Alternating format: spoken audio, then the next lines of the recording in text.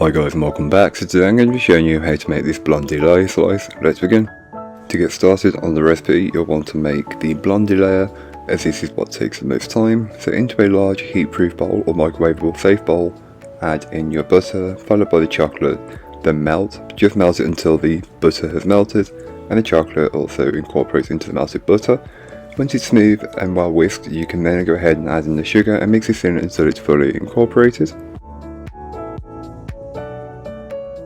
Don't forget to add in the vanilla extract and eggs, then whisk those in until they are fully incorporated. The mixture will become a lot more liquid, but this is completely normal and what you're looking for. Don't forget to then add in your dry ingredients, which is your flour, your salt and your white chocolate, and just fold these in until they're fully incorporated. It doesn't take much time and you don't want to over or under mix, so once you don't see a trace of a single ingredient, feel free to stop, as that should be the right amount of mixing.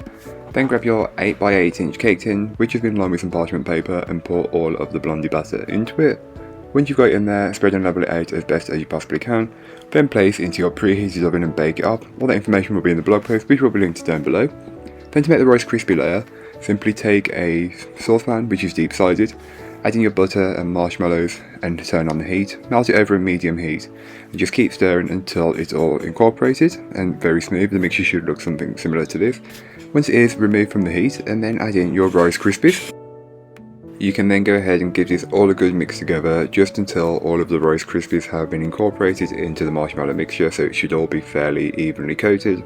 Once it is, you can then transfer into the base of an 8x8 inch cake tin, which has been lined with some parchment paper all the way around. Then press your Rice Krispie layer into the base, and you may want to compress it down a little bit more, and this will just help to get the perfect base. I used a spatula to start with, but then used a cake smoother for a fondant cake because I don't do those anymore, and just pressed it down into the perfect amount. By this time your base, your blondie base, should be done, so remove from the oven and you should let it cool for around 10 to 15 minutes. It should still be warm as you want it to melt to the Rice Krispie. I put the Rice Krispie layer on top, but then flipped it and put it back into the tin. Let that all cool down in the fridge completely, and when the time comes, make the pudding layer. I'm just using this packet of pudding mix that you can pick up in any supermarket like Walmart in the US, and just made it using the packet instructions.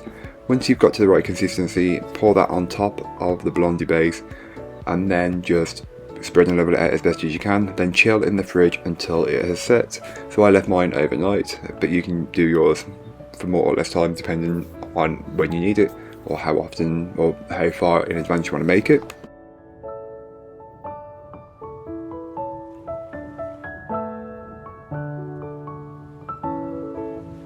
So then one final layer would be to add a layer of chocolate spread on top. I'm using this white chocolate spread, but feel free to use whatever you can get your hands on. I just use this because I need to use it up, and it also kind of works with these flavours. And then just chill in the fridge until needed. I finished off with some sprinkles, and then the following day I came to slice this up. It was a little bit messy, but it was kind of fun to eat because it was very different texturally, which is great because who doesn't want more textures? Especially in something like this where you've got multiple layers, you want something contrasting to the other, and that's what you get. You get a crispy base, a dense fudgy blondie layer, then the soft pudding, and then the chocolate layer on top. It all works really well.